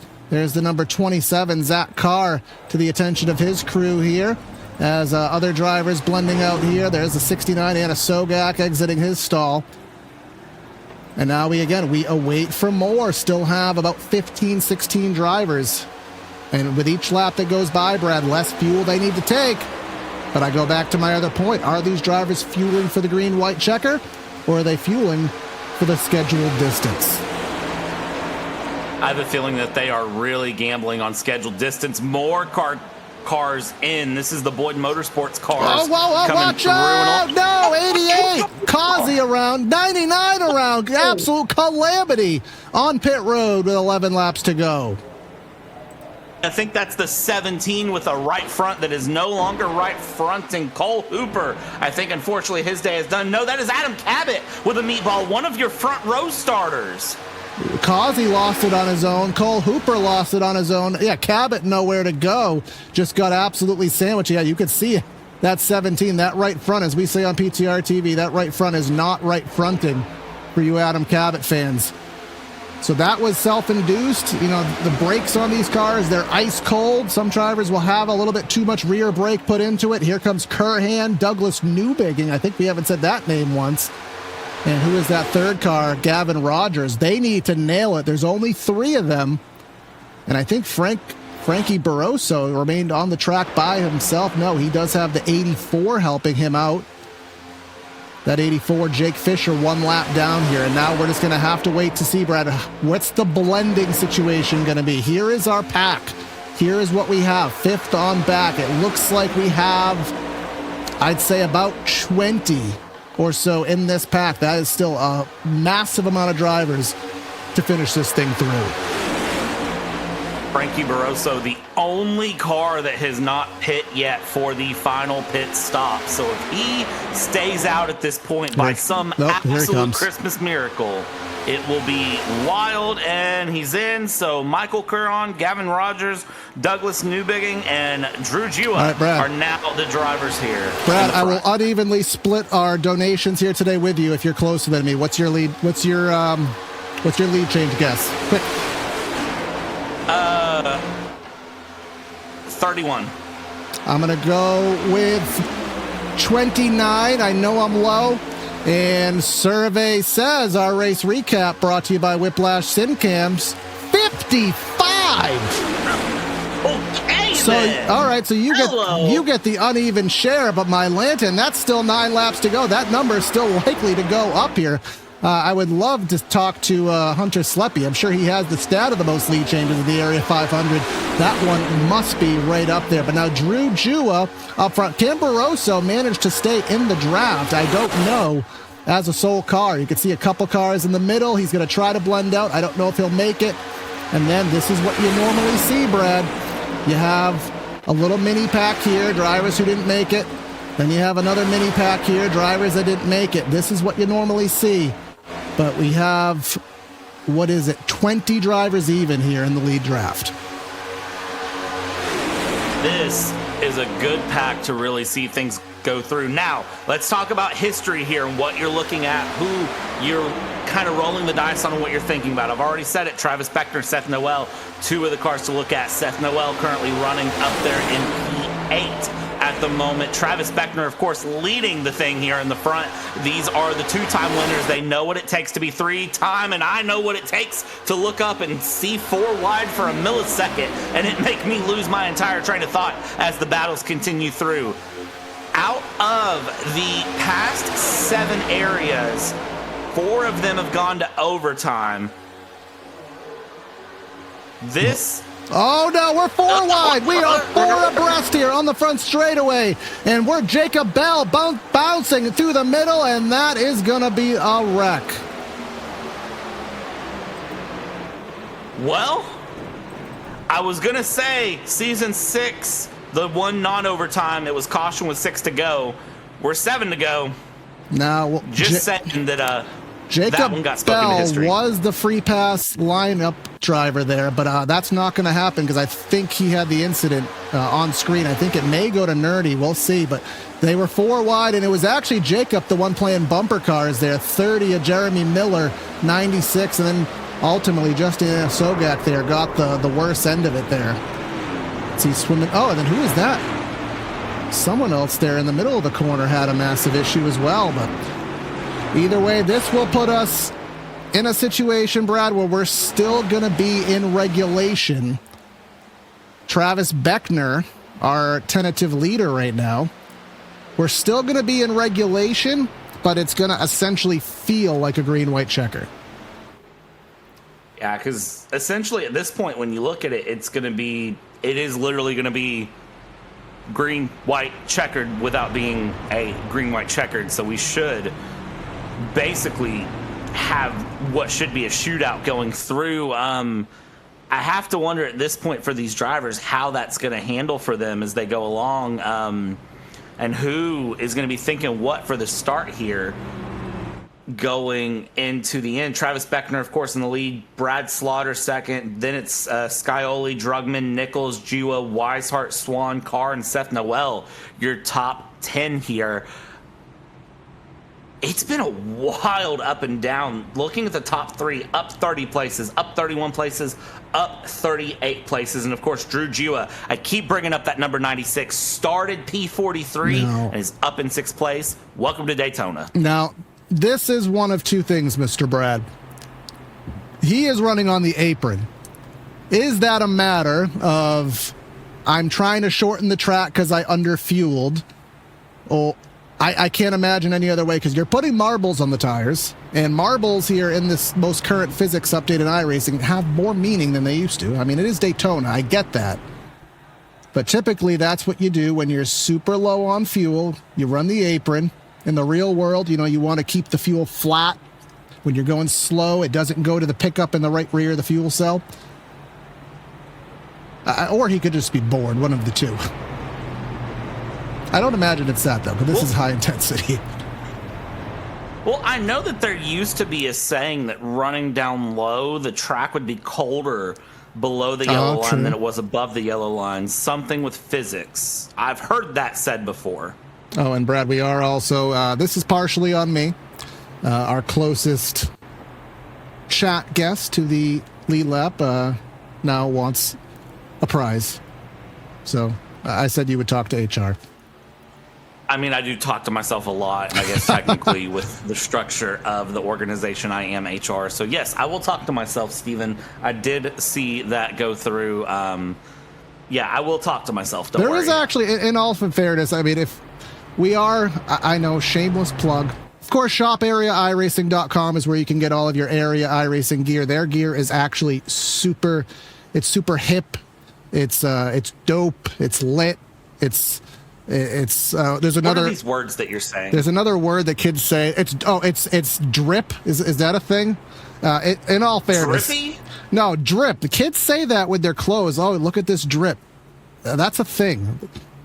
Yeah, drippy. I've heard that. No, I haven't drippy. heard someone say drip in a long time. Well, I mean, my It's slang. okay, Grandpa. But anyways, Shop Area, their merch is really good. Now, we are working on a PTR TV merch line. I have a couple things in the works. I don't want to release something that's just terrible, but if we get contact, there are a couple stickers. There's a shirt design we have. Maybe we'll be able to send something up. Maybe that'll be something we have, Brad. Our PTR TV merch line can fund our prize winners on certain occasions. So that's all for naught. But anyways, we're going to be probably 3 laps to go is the best case scenario, Brad. So that is a green, white checker +1. But this, again, is regulation. As we always say, we have to hit the white, and it does not matter who's upside down, backwards, or on their lid. If we hit the white, we will take the green for the checkered flag at full speed. And that is my favorite part about Daytona iRacing, is the fact that once we hit the white flag, it's just all gloves off. The teams mean nothing. The run means nothing. Who can be crowned the winner of the Area 500 here at virtual Daytona Beach, Florida? Who will survive 250 miles? And, well, sometimes, Corey, you know this as well as I do, sometimes you don't actually survive the 250 miles. You get wrecked at 249.9 and you just happen to cross the line sideways but forward fast enough to get through. Taking a look here at how this is going to go. A good stat to also look at here as I try to channel my inner Hunter Sleppy. A lot of times the winner leads less than 3 laps throughout the entire race. The only time that's not been true, Travis Beckner, Season 5. I have to say... Who's up front right now? No, finish your sentence. Travis Beckner. We have to give credit. I'm pretty sure he's led more. Hunter Sleppy, again, he will be covering the Thursday Florida State Builders Pro Series, I do believe, with me. He does these Larry Mack style race broadcast sheets for us, and he doesn't just give, ad reads. He gives the most in-depth facts. That guy literally he could take Larry Mack's job tomorrow. In fact, I hope he does. But Hunter Sleppy, amazing behind-the-scenes help here at Area and indirectly here at PTR TV. Want to give him a shout. Can't wait to have him here in the booth with us. But 7.5 miles, I can compute that math so you don't have to, left in the 8th annual Area 500 and the Area Cup Series, brought to you by the Studio Temporary. We have Travis Beckner. We have Brad Slaughter on the front row. Where is the winner going to come from? Is it in the top 2, top 4, top 10, or is it somebody outside? Let's find out. 3 laps to go. Great run from the high line there of Travis Beckner and Van Drugman and Brad Slaughter Jr. through. But immediately you see no help there. The LVV drivers pulling down low there to get past Travis Beckner. They have decided that they are done with the run there. Drugman and Jua, they want to have the battle. They want an LVV win here to go through. Let's see what can happen for them. Or can 609 come out of nowhere and try to have a run? Of course, defending champions. Let's see what they can do coming along. Ryan Swan in the 20, highest where he's really been. Seth Knoll there in the 1, a name we really haven't talked about. Someone who you always watch out for here in the Area Series, as well as James Scioli, that number 7 car. He's in the mix there somewhere, that pink car to the inside lane. There goes Swan to the bottom. Underneath, giving the push to Van Drugman, leaving Beckner out there. 3 to go. And their contact through the quad oval, through the tri-oval, into 1-4 wide. There goes Swan, and there we go. They weren't surviving that one, and this is the big one. This is Calamity Central behind. It's a parking lot of cars. Honestly, it's easier to say who wasn't in it than who was, and I'll tell you the first car that wasn't in it was Van Drugman up in the front. Rocky Boyd wasn't in it. Logan Helton wasn't in it. And I think every other car through the list, with maybe the exception of cars laps down, survived. There we go. There's your parking lot. Like I said, take your pick there and try to figure out who was where and who did what and who wasn't where and who was what, because that is just the end of a race at Daytona. Here's Joseph Causey's perspective of it.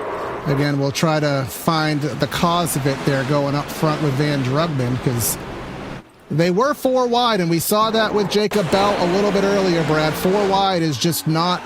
there goes the Travis Beckner. He went high. Did he try to block? Did he try to do a block? He was up to the top trying to get Seth Knoll there. Knoll goes to the middle. It was a late block, and then the 28 just never really recovers. It was a tight 3 wide to the bottom. And when there was the tight 3 wide to the bottom, they were still 4 wide with the guy up top. And who was that with the ride on the top? That green and black car. I can't quite make out who that was, but that was quite the ride. I wish I could tell you myself. Let's look here.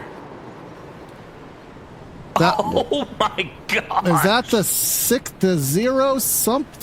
05? Can't quite make out who it was, but was that Bryce Senesac? It must have been Bryce Senesac. Yes, let's go. We'll get a perspective of this before we go back to live footage, because I mean, okay. What?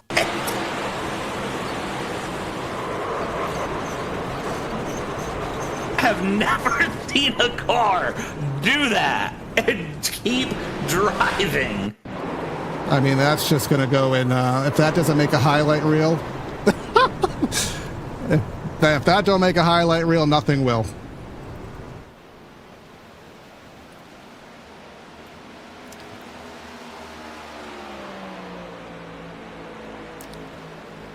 All right, Brad. So we just saw one of the craziest wrecks that we will ever see here at Daytona International. Now we are headed into area overtime here. It's going to be 2 laps to go. Van Drugman survived that. You have Rocky Boyd, Logan Helton, Seth Knoll, Drew Jua up front. Really, most of the names all day, they're not there. Who's the money on? Oh, you're going to make me pick someone? Of course I am. Come on now. Of course I am. All right. Well, I mean, if I have to pick someone, I think my money is going to go on that number 1 of Seth Noel.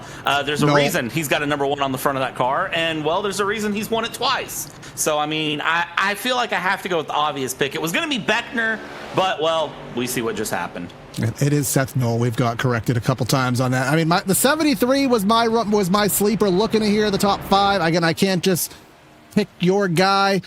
I'm going to go with Jeremy Miller, assuming that car is clean. He's someone that usually is very good at the plate tracks, the tapered spacer tracks, whatever you want to call it. I'm putting my money on that number 30. None of us giving the 17-year-old up front, Van Drugman, any credit, but he has driven himself quite the race in that LVV EPI Toyota. He really has, and I'm very, very interested to see how this finishes out here going to the end of this race. It is extended to green, white, checkered, of course, going through. And is this of interest? Down to the flat. Again, how many times did I say, Brad, are they fueling up for regulation, or are they putting a little buffer in the tank? I don't know. Luke you Bryan know what? style. This does bring up the interesting point. Did you guess that there was going to be overtime? And if you calculated on that, maybe you just found yourself in a lucky position. Luke Bryan style. Saw the dust kicking up there on the apron. Again, it doesn't really matter here. If we were next week at Homestead, Miami, I wouldn't want to go into turn 1 with dust and marbles on my tires here at Daytona. Kind of get away with it, but get another LVV car just behind. That's Drew Jua, so that must have been a strategy to undercut as much as possible. That's, what we always say in the next-gen era, Brad, is it's easier to pass him in the pits than it is on the racetrack. As you can see Sebastian Marin and company leaving the pits here. That 66 did so well today. James Scioli, as soon as he worked up there, it was all for naught and put to the back.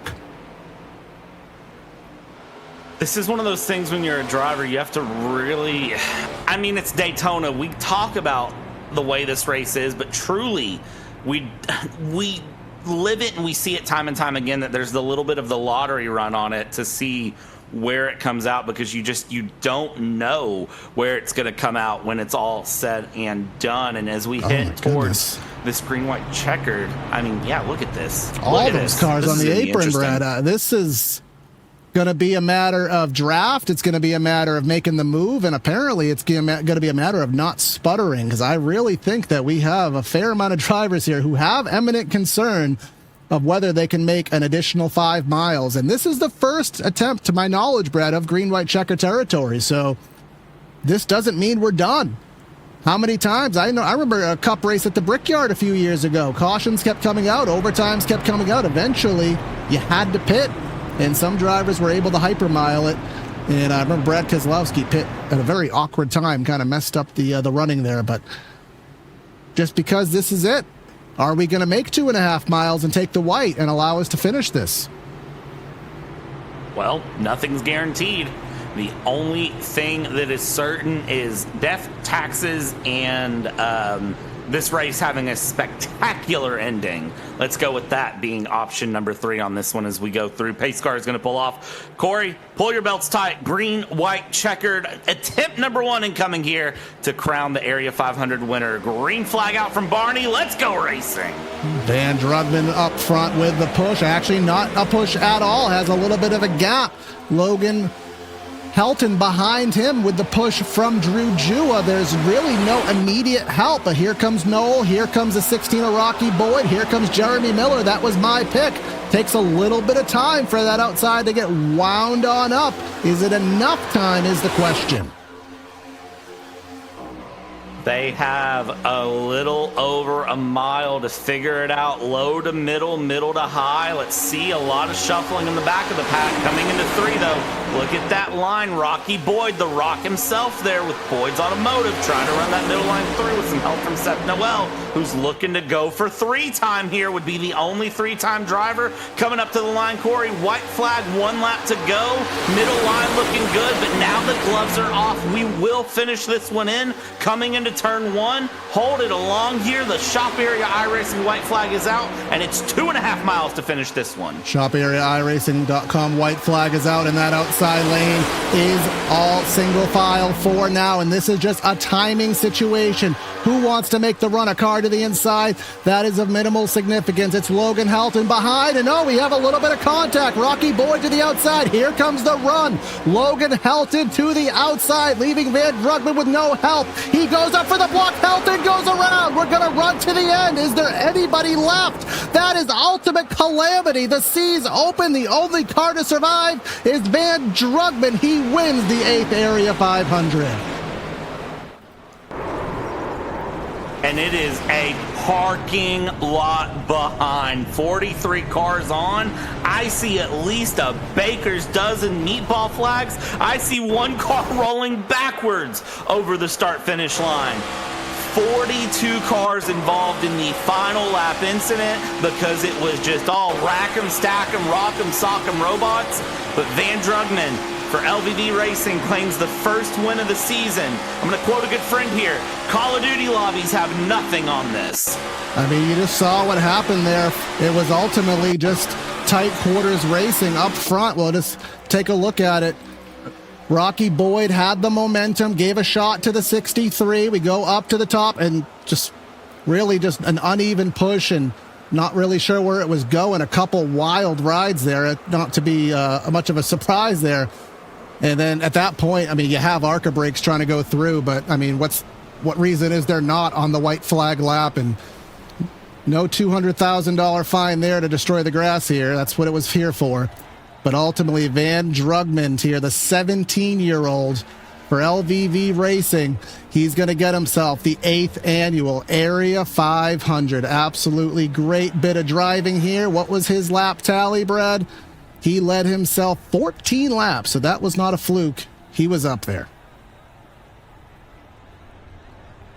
LVV Racing celebrate this one. That is a great run there for him to go through, and you see there just a little smooch to the front of the 63 there of Helton as they go through celebrating this. I cannot believe what we just saw, and I can't wait to see the highlight reel of this one and see every angle of that final incident. Let's go down the results here, Corey, because oh my goodness. Absolutely. Van Drugman gets himself the 8th annual race. The wreck all happened behind him, and it was a clean drive to the checkers by 8/10 over Jacob Harberts. Jake Nichols, he played so conservative all race, up, back, and somehow finds himself on the podium. Reese Schaefer, did we talk about him all day? Logan Helton, it could have very well been, but it was not. Seth Noel, Connor Horn, don't think we said his name. So many surprises here up in the top 10. Justin Anosogak, Douglas Newbigging, David Brown in 10th. Moving on from there, we go P11, Liam Sheen, Zach Carr in 12th place, Max Service P13, Frankie Barroso in 14th. These were all cars that were involved in that incident going through. Jeremy Miller in 15th, Michael Curran in P16, John Forbes Jr. 17th, Patrick Moose, Bryce Sinisak, and Sebastian Marin finishes it out in P20. Next beta results, Joseph Causey in 21st, Jacob Bell, our boss man, in 22nd, Christian DeBoer, Philip Groner, Tyler Nichols, Drew Jua, Josh Caudell, Brad Sauter, Rocky Boyd. He was the one that is going to, he might be the one getting some anger towards him there with that move, but it is what it is. Cole Hooper there in 30th, and just to round things through, Ryan Swan, Jake Fisher, AJ Stravato, Seth Berger, Travis Beckner, he was up front for a good portion, Kwame Scott, remember that pit road issue. Then we have Scioli, Nerney, Alt, and Grant. No three-peat for Alt. And, of course, the final three, Gavin, David, and Adam. So it's time to head to Victory Circle. Brad, do your Jamie Little run through the grass and go find yourself a happy 17-year-old in the form of Van Drugman getting the trophy. Van Drugman. It is Brad and Corey here in the booth. You have won the 8th annual Area 500, fireworks behind, but you didn't look back. How's it feel? How about it? How about it, dude? Oh my gosh. All right, first thing I gotta say, thank you to my teammates. I wouldn't have won it without them. Logan and Drew behind me, wouldn't have done it without them. That's a big shout out. But just now going personally. Your boy has never won a plate race in his 5-year history of iRacing. Not one time. And I was low-key heartbroken after the duel. And I'm like, okay, well, let's go to the Area 500 and try to get a good run. We won the race. How about it? I have to ask you, Van Drugman, looking at the race as a whole, when you saw that green-white checkered come out going through that final caution hit, what was the mindset going in? I have this, not the same approach, but the approach to a green-white checkered at a plate race for me is always the same. You're in the spot to win it, just go make something happen. If it doesn't work, it doesn't work. I don't got a set approach. I just go with the flow, with, what my gut tells me. And lucky for me, I didn't have to make any tough decisions. I had 3 teammates behind me, had good communication, just looked in my mirror, just kept it straight, and they wrecked behind me, and I was, dude, I cannot be any happier. I've won a couple big races before. Heck, I drive a race car for a living. Not for a living, sorry. I drive a race cars though, and this is the happiest I've ever felt. Ever. I gotta ask the final $1 million question here, Van Drugman. How are we celebrating this win? What are we doing on a Monday night to enjoy this one? Because this is huge for you. Well, I'm still in high school, so I got to get to bed and then wake up early tomorrow to go to school.